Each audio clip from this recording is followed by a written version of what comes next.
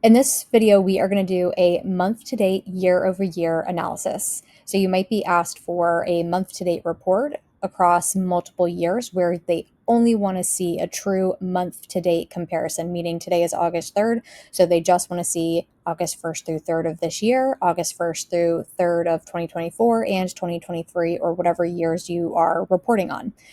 So the very first thing you're going to do is your master report, which I have is showing just current and the previous 2 calendar years. And then what we're going to do is create a row level formula. And before I do that, I'm actually going to show a group by column. So in another video, what I did is created a custom field on the opportunity object that is going to extract the month and day from the close date. So I'm going to show you why in just a little bit, why I created that and why this will help when it comes to showing the data. All right, I'm going to go ahead and just save that there. So in my row level formula, I am going to call this year/month, month to date,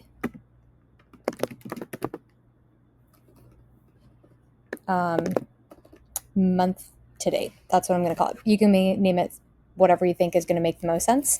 I would recommend giving it a description, something where if you or a teammate is looking at this in 6 months, they'll be able to understand what it is. The formula output we're going to do this time is text. So I will explain why in just a little bit. Okay, so the very first thing, we're basically just going to do an if formula, and we're going to say if the year of the close date equals, and I'm first starting with 2023, and then I want the month of the close date is equal to the month of today, and the day of the close date is less than or equal to the day of today. Then we want to display 2023 month to date. Okay, and then I'm going to do my next if statement. I'm going to do the exact same thing for 2024 and 2025. And then at the very end of this if statement, we're going to just, if not one of those, then it's going to be the word other. And you'll see why. So if year of close date equals 2024 and month of the close date equals the month of today and the day of the close date is less than or equal to the day of today, then we're going to output in parentheses 2024 month to date. And we're going to do our comma, and we're going to do our last if statement for if year of the close date equals 2025 and the month of the close date equals the month of today and the day of the close date, close date is less than or equal to the day of today. And we're going to output 2025 month to date. And then if not that, then I'm going to have it say other. Okay, so then I should have 3. If I validate this, okay, valid. All right, apply. Okay, so now that we have that, I'm going to show you why you would need to make this text instead of calculating an amount. Because if you were to you need to be able to filter out, because by default, it's going to show you every single day that you have an opportunity created.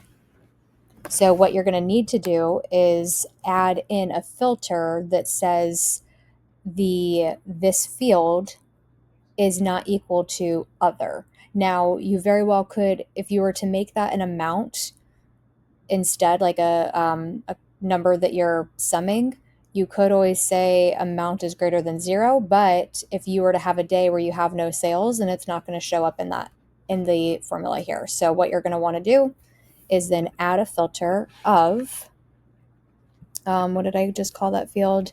Year, month, month to date. Year, month to date. And you're going to say is not equal to other. And this is how you're going to get only showing this month to date across all 3 years. So we have 2023, 2024, and 2020. All right. And then apologies if you can hear baby Betty just woke up from her nap. All right. So then what you would also want to add on here is a summary formula where you're calculating at a high level, okay, what's the dollar amount difference between each year? So I am going to do a summary formula, and I'm going to call this month to date, year over year, dollar amount. Again, I'd recommend doing a description. I'm going to do currency. And then right here, what you're going to do is you're going to do amount minus, and then prev group value. And the summary you're going to do is amount of the sum.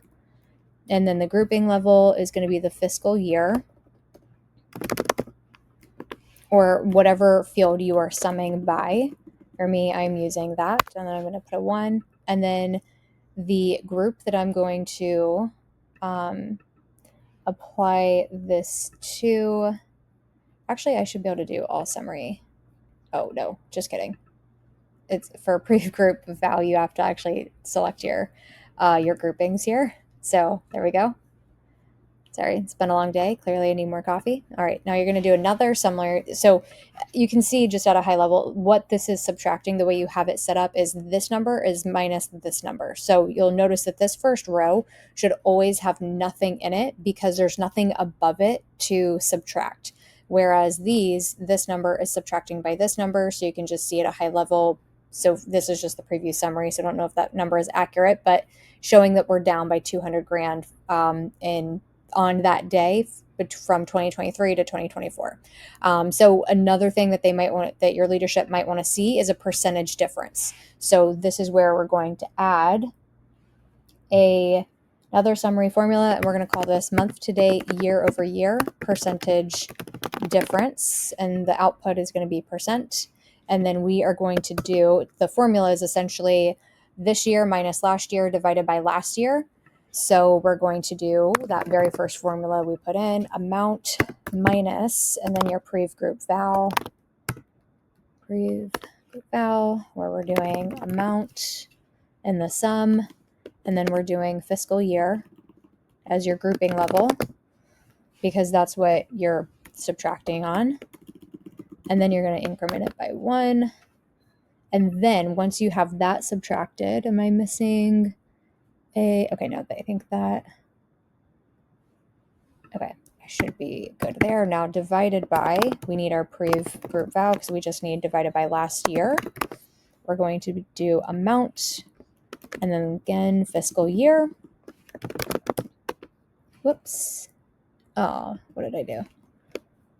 Hold on. Let me do this again. Prev group val. You're going to do amount, the sum. We're going to do fiscal year. And then 1. And then this is going to show you, then you're going to select your groups. It is for fiscal year, and then it's for the close date, month, day, validate. There we go. And then you'll be able to spot check this. So far this looks correct. I'm going to go ahead and save and run. So this is going to show us this number minus this number. And let's look at 2025. So far it looks like we are $86,000 ahead of, at least looking at August 1st, August 2nd, August 3rd. So on the 1st, we were 12% over. Here we were 220. Yep, because we are 600 grand over. So this is how you would do that calculation. And you can also display this in a different way. So this is just showing by day. You can also display this if they just want to say, hey, I just want the total. I also want to see this by day.